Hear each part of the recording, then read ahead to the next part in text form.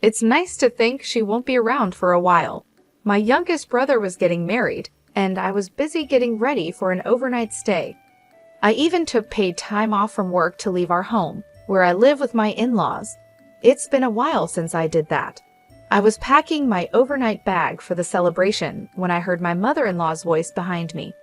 "Never come back, and while you're at it, why don't you just get a divorce and leave?" she said. "Sure, as you wish," I responded calmly and accepted her spite with a quiet smile. Leaving her sneering taunts behind, I stepped out of the house. Before I got too far, I said goodbye to our home. "Thank you for everything. It's been a long time." I don't remember ever being looked after by my mother-in-law, but somehow I felt very lighthearted. I pulled along a slightly oversized suitcase, rushing to where my beloved family awaited. I'll be staying at the hotel for 3 nights and 4 days. What comes after that remains a secret. My mother-in-law doesn't know that I will never return as a resident of this house. I'm Michelle Williams, a 53-year-old part-timer. While working at an office, I also manage our busy household. My husband Daniel and I are the same age, and our marriage has lasted over 31 years. It was an arranged meeting recommended by an acquaintance, but we're a couple who share similar values and get along well. The only loneliness comes from Daniel's job as a sailor. He works for a shipping company and can be away from home for over a year at times. Still, our relationship is good, and we are blessed with a son. We live in a house with my in-laws until recently. I was mainly responsible for taking care of my husband's grandmother, who lived with us. I used my income to hire a caregiver during the day. After that, I took care of her mostly by myself. This went on until my grandmother-in-law passed away. Michelle, thank you for everything over the years. Grandma must have been happy too. She was grateful to you until the end, Daniel said, his kind words bringing tears to my eyes. Surrounded by children to great-grandchildren, my grandmother-in-law was well cared for. In her younger days, when I was new to household tasks, she taught me how to live properly. She was kind and fun, though strict at times, and seemed to laugh most of the time. Thanks to her, I could keep my job from my younger days and work part-time even during caregiving. Despite caregiving being a significant burden, now that it's over, I find myself cherishing those days with nostalgia. I never imagined that the environment around me would change so drastically right after that. Daniel, due to his job on the ship, often has to be away from home for long periods. I'm proud of him for his important work in American logistics, but living with my in-laws puts me at a disadvantage. The moment my grandmother-in-law passed away, my mother-in-law's attitude changed dramatically. Previously, she would try to appease me with sweet talk while dumping all the caregiving responsibilities on me. But as soon as the caregiving ended, she began to disregard me. When she went out, she would deliberately exclude me from the souvenirs, and when we passed each other in the house, she would bump into me on purpose. Her overly hostile behavior was so shocking that I couldn't help but be surprised before feeling disgusted. Moreover, my son Adam, who happened to be visiting, said something to me. "Hey, Grandma started saying nasty things again. It's an old story, but when Adam was just 5 or 6 years old, there was a significant incident with my mother-in-law. She filled Adam with baseless accusations against me, and upset, Adam reported this to the whole family. Your mom is cheating. She's going to leave you eventually. That woman is no good. She doesn't work and she's all bad. Your dad hates her too. That's why he doesn't come home. You got that?" I was shocked to learn she had been teaching him such lies. I wasn't cheating, and despite working every day and doing household chores, I was truly busy. Moreover, the reason Daniel was absent was genuinely because of work. That's such a joke. It's ridiculous to take it seriously anyway. Such a small kid won't understand anything, my mother-in-law sulked, and my father-in-law was also furious about it. I was too busy comforting a sad Adam to worry about anything else. Later, when Daniel came home, I felt relieved as he changed his demeanor and scolded my mother-in-law. Now, let's return to the present. Daniel is currently away for work. Maybe because of that, my mother-in-law seems to be taking full advantage. You'd think she'd have more free time now that the caregiving is over, but instead, she keeps me very busy. She frequently hands me complicated recipes to cook and demands a thorough cleaning. Just the other day, she invited the neighborhood ladies over, and they watched a marathon of dramas. I thought they were just enjoying themselves, but I ended up having to clean up the messy room full of snack wrappers and drink spills right during the busiest time before dinner. It added unnecessary work, and I was understandably irritated. "Really, you're such a drag. Aren't you done yet? Hurry up and get dinner ready," she'd say while I was sweating from cleaning up. But come dinner time, she wouldn't even sit at the table, claiming she was full from the snacks. I was utterly exasperated. Then Adam complained to me. "She says she doesn't like you, and that you should disappear. I'm going back home. I feel sick. Wouldn't it be better if we lived separately from Grandma? I think Dad would understand too." I calmed down an upset Adam and drove him to the station for his return trip. Of course, I couldn't let things continue like this. Soon, I'll need to have a serious talk with Daniel. The day after Adam left, I was troubled, not by my mother-in-law, but by something else. Suddenly, I started feeling unwell. My limbs were cold, yet my face would suddenly heat up, and I'd break out in a sweat. It seems like today my symptoms of menopause were particularly severe. I've been feeling oddly unwell since last year, and the doctors told me it's menopause. Right now, they're just watching how it goes, with no medication yet, but some days can be tough. Maybe the stress from what I heard about my mother-in-law's behavior is getting to me. By evening, my condition worsened, and I was lying down in my room. "Hey, what are you sleeping for? Dinner." I could hear my mother-in-law stomping towards me.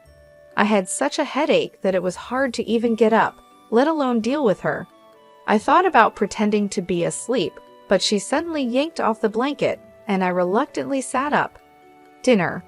She clapped her hands as she demanded dinner. If she wants dinner, she should make it herself. Why does she always expect me to do it as if she's someone special? My grandmother-in-law used to manage the kitchen, but lately it's only been me cooking. My mother-in-law only steps into the kitchen when Daniel is home, and even then, she barely does more than arrange the plates. Maybe she can't cook at all. I'm feeling unwell. I think it's menopause, but I really can't do the housework today. "Please, can you make dinner today?" I managed to say, feeling utterly tired. My mother-in-law had severe menopause symptoms herself. I had already moved in with them and had my fair share of her snapping at me, so there's no doubt about it. I thought she'd understand the pain if I mentioned it was menopause. However, her reaction was the exact opposite of what I had hoped for. With a snort, she suddenly turned a bag over my head. "What?" I let out a small scream as something showered down on me in the dim room. Just waking from sleep and feeling sick, I couldn't tell what it was at first. A moment later, I realized it was the smell of potatoes. The bag she turned upside down was nearly empty, but she had sprinkled me with snack crumbs. The sheer unexpectedness of it left me dumbfounded for a moment. "Don't be lazy," she said with a click of her tongue, and then left the room. Here I was, bedridden and in pain, being yelled at. I almost felt like clicking my tongue back at her. How could she do something like this? Rather than anger, it was a bizarre sensation, like seeing some rare animal. I felt sure that my limit was nearing. About half a year later, I had taken some paid leave from work and was preparing for a trip. It was for my younger brother's wedding. He had been living with his girlfriend for a few years, and they were finally tying the knot. Their home is in Michigan, and they wanted to have the wedding there. Since it's quite far from here, I booked a hotel for a 3-night, 4-day stay. I decided to take the trip and participate overnight. My younger brother offered to cover the hotel costs, but I declined. Since the date of the ceremony was set according to my schedule, I wanted to pay for it myself. It's a small ceremony with just the family, but it's a rare opportunity for all the relatives to gather, so I'm looking forward to it.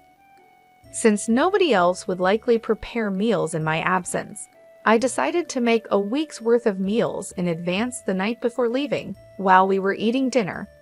I told my in-laws about the meals I prepared and stored in the fridge. My father-in-law thanked me, but as usual, my mother-in-law seemed displeased with everything about me. "Why are you even going to your brother's wedding? It's just a remarriage, isn't it?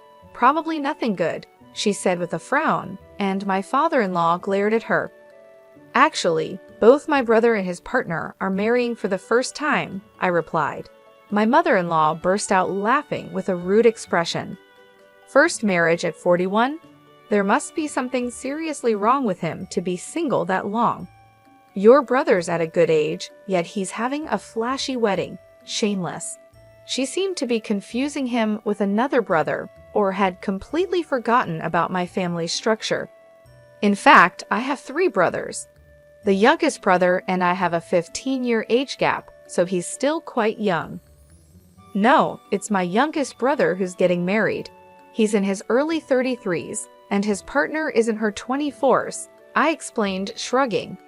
My mother-in-law raised her eyebrows, offended by the correction, but soon twisted her face into a sneer again.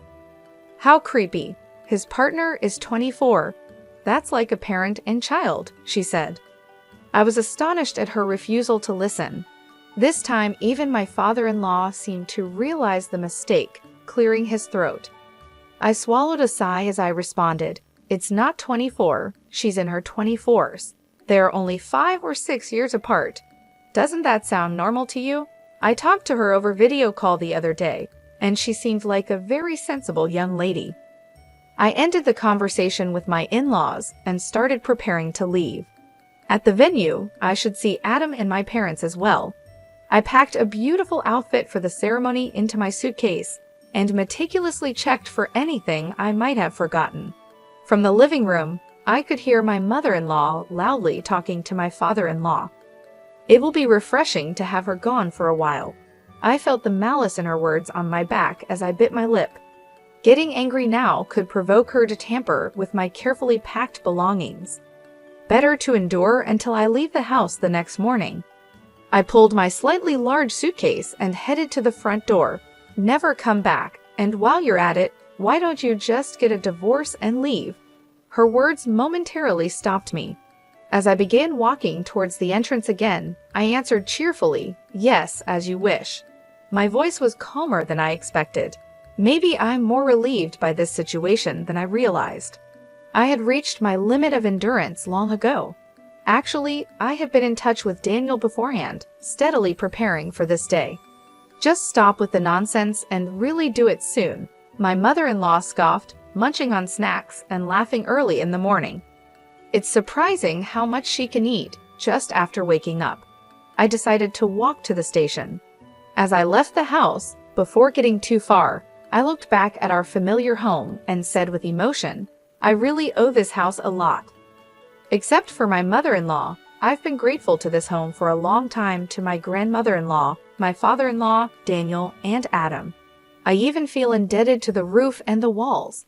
But I can't recall ever needing my mother-in-law's help. Somehow, I feel incredibly lighthearted. I hurried to the place where my beloved family was waiting, pulling a slightly large suitcase behind me. I plan to stay at the hotel for 3 nights and 4 days. After that, I'm set to move into a new place where I can live alone. I met up with Daniel at my brother's wedding venue. We had planned this beforehand. The reason the wedding was scheduled at this time was so Daniel could be sure to attend. "Hard day, huh? Got this for you," Daniel said with a lonely smile, pulling out divorce papers. His name hadn't been filled in yet. We were both going to sign it, mutually agreeing it would be our final joint task as a couple. "Thanks. Let's write it when we get back to the hotel. I booked a twin room. Hope that's okay. Though it's sad for my brother getting married today, this is also a new beginning for us. I hope it's okay that our signing the divorce papers happens on the same day as the wedding. I won't announce it in front of everyone today, but we'll have to make it known later that we've divorced. Of course, a double would have been fine too. Thanks for booking. Daniel and I smiled affectionately at each other. No one could possibly imagine that in a few hours, we'd be signing divorce papers. I marvel at how heavy a single piece of paper can feel. Filing this means we won't be husband and wife anymore after being together for over 31 years. Just one sheet is all it takes. I'm truly sorry. Daniel apologized, but I shook my head. Being with Daniel was always genuinely happy for me. I knew when I married him that he wouldn't be home much, and there was nothing I disliked about that. It was just his mother that I could never get along with. Don't apologize. You were a wonderful husband. Let's be good friends from now on, I said with all the fondness I felt. Tearfully, Daniel took my hand. Thank you for everything, Daniel repeated, making me tear up as well. I secretly decided to attribute these tears to happiness for my brother's wedding. The next day, Daniel went back to his parents' home alone. He explained the situation to his in-laws. At first, my father-in-law was just shocked by the sudden mention of divorce, but when he understood the full story, he became furious. How dare you drive out someone who cared for my mother until the end? He shouted angrily, causing my mother-in-law to visibly panic. While I was primarily involved in caring for my grandmother-in-law, including the physically demanding tasks like bathing, my father-in-law, who had been strong since his youth, helped me towards the end. He also took care of turning our bedridden grandmother in bed. In a way, my father-in-law and I were caregiving partners. However, my mother-in-law really hadn't helped with anything. It seems my father-in-law had been silently resentful about this. You've been terrible at housework ever since you married into the family. I kept quiet because you gave birth to our son, but you used my mother's leniency as an excuse to avoid helping out. You're nothing like Michelle, who did everything. His grievances escalated. My mother-in-law tried to retort when compared to me, but my father-in-law started speaking before she could get a word in. It should have been you who left. To think we lost a hard-working daughter-in-law like that. Do you have any idea how much luxury Michelle's salary provided us? You haven't earned a single penny. Mentioning money put my mother-in-law in a weak position. She had never worked outside the home. The household expenses, including what my in-laws used, were covered by Daniel. Being a sailor, Daniel earned a good salary, and my in-laws converted all their pension into pocket money. Honestly, our family was wealthy. The costs related to the children or my grandmother-in-law's care could actually be covered by Daniel's earnings. Yet I worked because working was fulfilling for me. That's why I had no problem using my earnings for the family. I gave trips and theater tickets to my in-laws, and for birthdays, I treated them to upscale dining. Truthfully, these gifts were also investments in securing some time for myself. It's not too late, Daniel.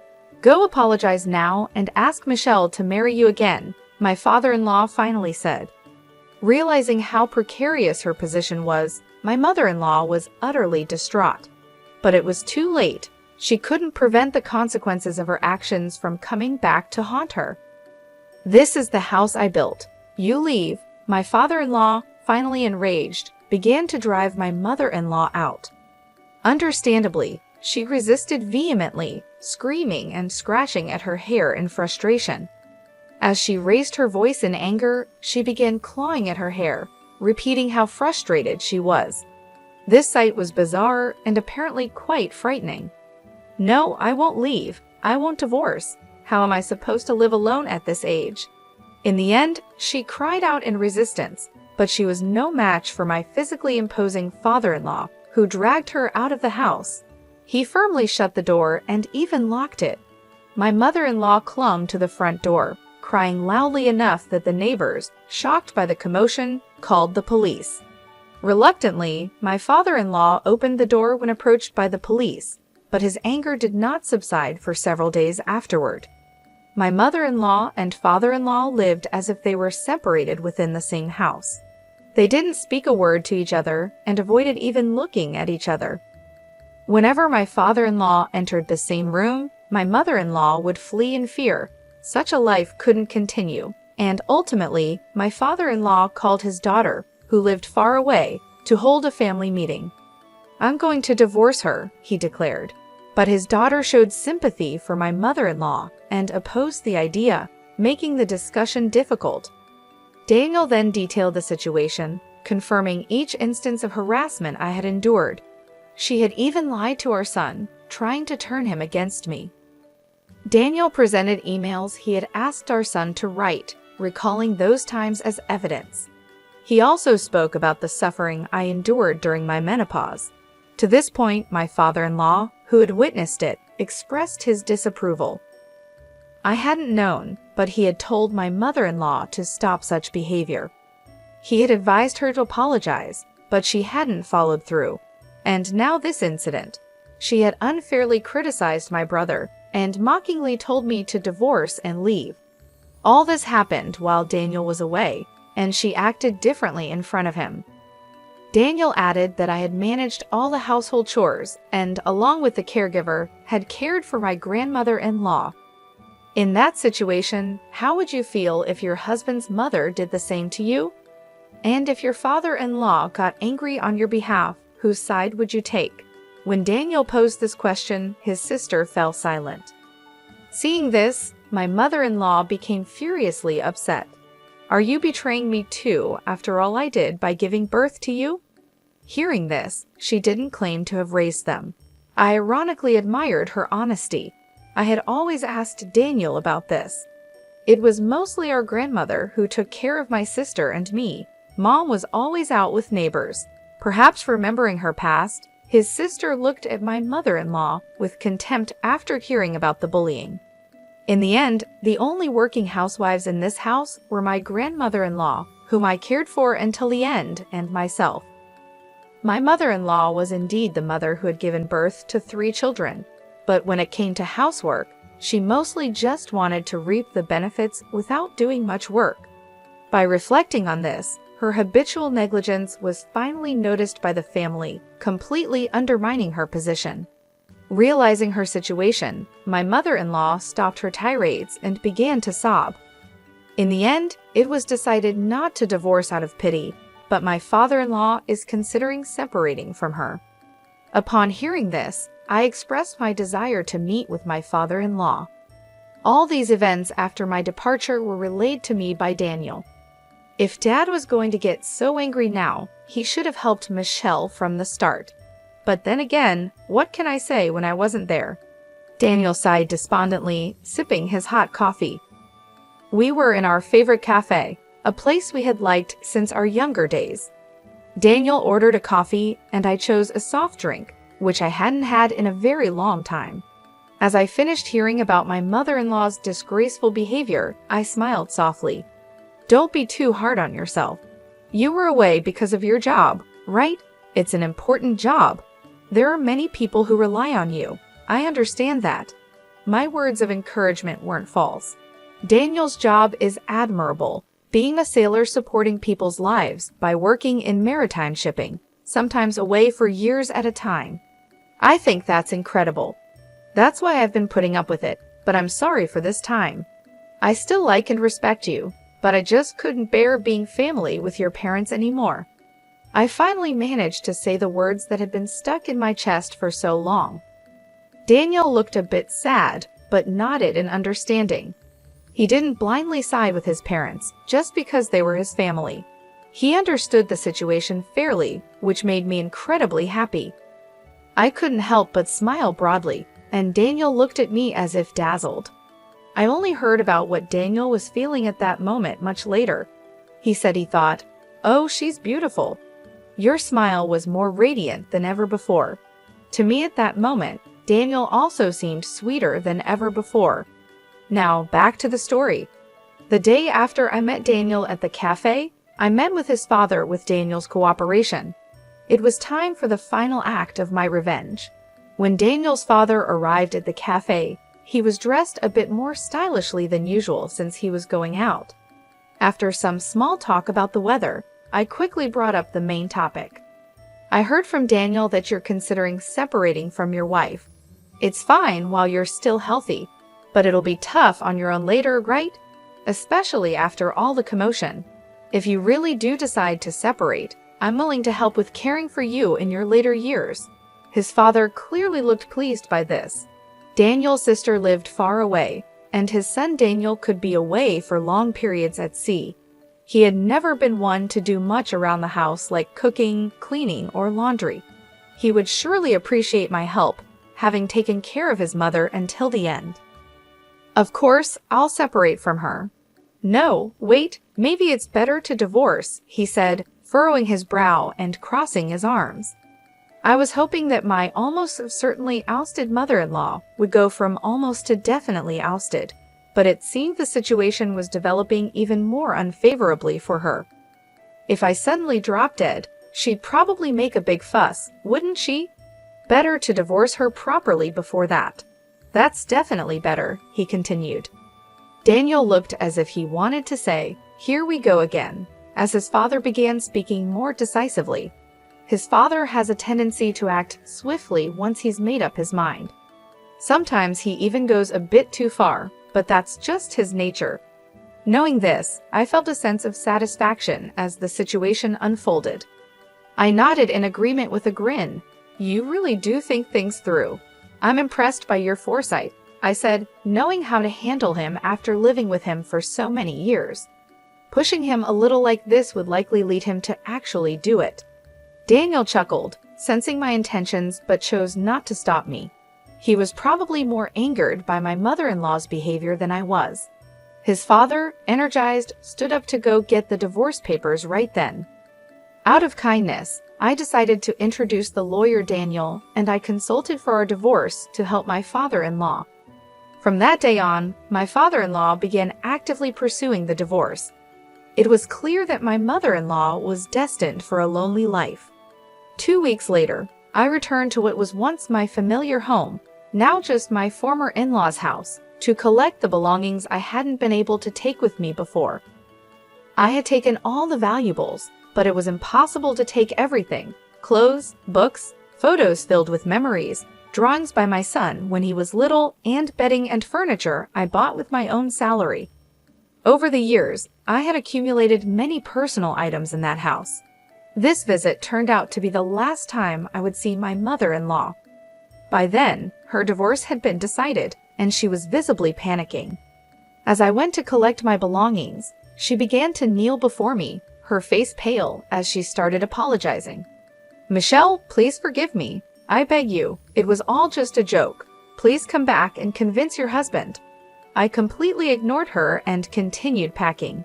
After continuing to grovel, my mother-in-law stood up abruptly. It seemed she was upset at being ignored. She began to hurl vile insults at me again, reverting to her old ways. "This woman, how dare you when I'm being so humble? You've been nothing but trouble since you married into this family. Just leave and die alone miserably," she shouted, adding more simpler yet unrepeatable insults.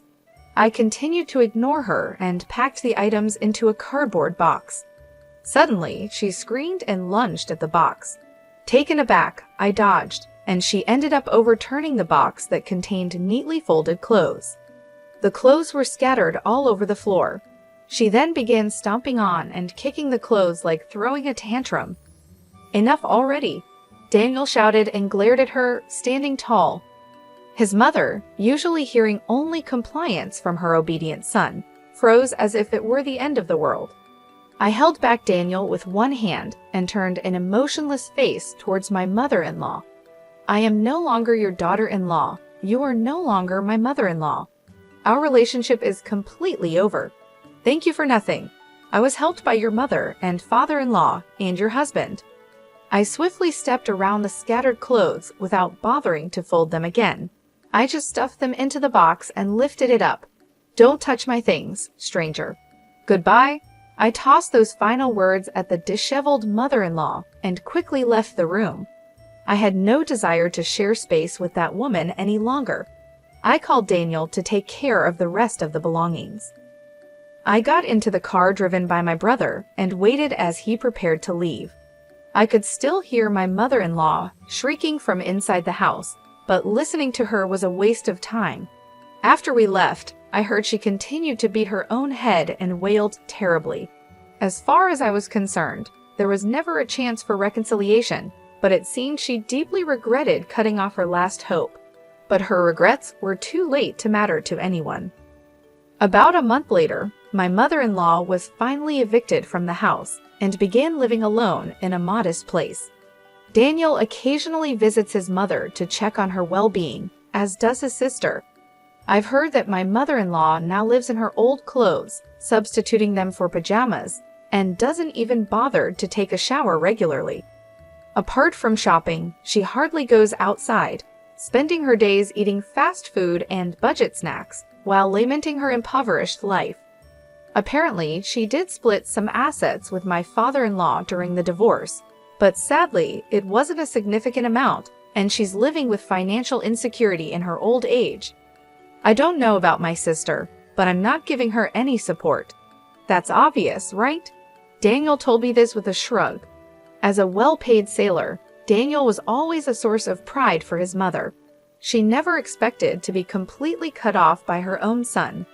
All this was because she constantly disregarded me, the wife her son chose. And yet, the irony is that she herself had said, never come back, and just get a divorce and leave. Now she's the one who can't ever come back. It's exactly like the saying, curses return upon the heads of those that curse. She should have been prepared to face her own misfortunes if she wished ill on others. 5 years after the divorce, I'm enjoying a peaceful life alone with my cat in an apartment about a 25-minute drive from what used to be my in-laws' home. I found this place after looking for somewhere convenient for commuting to work. The rental is pet-friendly and welcomes animals. It's a lovely place with good sunlight. I still visit my former father-in-law's home once a week to cook him various dishes. Our relationship has improved since the divorce. My sister-in-law, who lives far away, can hardly look me in the eye, given how much I still help out. Daniel and I still keep in touch. In fact, when he returns from his long sea voyages, we make sure to go on dates. It's almost like we're courting each other anew. We go to movies, visit museums, and despite being somewhat new at this, our relationship feels fresh and exciting. We spend hours on the phone and exchange messages, finding it surprisingly enjoyable. Adam, who visits us on his days off, jokes about our fake divorce, saying, "You two just went back to being lovers, didn't you?" But the truth is, Daniel and I never were lovers before. Our marriage was arranged, and we never really had a period of romance. So now, it's like I'm building a romantic relationship with him for the first time. We even have a secret pact. If we ever find ourselves completely free from having to deal with his mother, whether she passes away, moves in with his sister, or goes into a facility, then we'll remarry. Daniel suggests that this would be when no more welfare checks on his mother are necessary. Discussions about whether his sister and her husband will start living with her or place her in a facility have already begun. Our reunion might not be so far off after all.